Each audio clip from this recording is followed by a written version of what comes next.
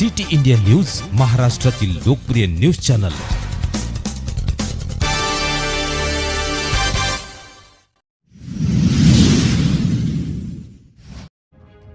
Neema homeo संघटनेचे पदग्रहण व नवीन कार्यकारिणी 2025 ते 2027 गठन समारोह संपन्न।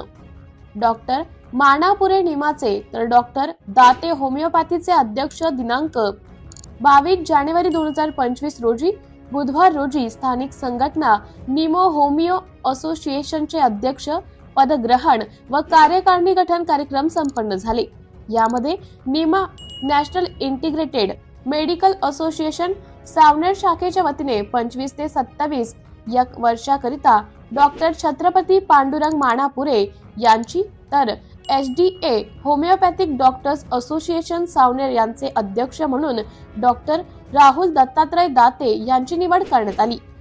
या समारोह मुख्य अतिथी म्हणून डॉक्टर नशिकांत थापे अध्यक्ष IIHP महाराष्ट्र राज्य, डॉक्टर मोहन यंडे महासचिव नीमा महाराष्ट्र राज्य, डॉक्टर नितीन कान्होलकर अध्यक्ष नीमा शाखा नागपूर, डॉक्टर शरद ठाकूर सचिव नीमा शाखा नागपूर, डॉक्टर पंकज थूल कोषाध्यक्ष नीमा शाखा नागपूर उपस्थित होते। कार्यक्रमाचं प्रास्ताविक डॉक्टर संजय दोरखंडे, संचालन डॉक्टर पराग घाटोळे, डॉक्टर सुजाता घाटोळे, आभार प्रदर्शन डॉक्टर प्रशांत राजपूत यांनी केले।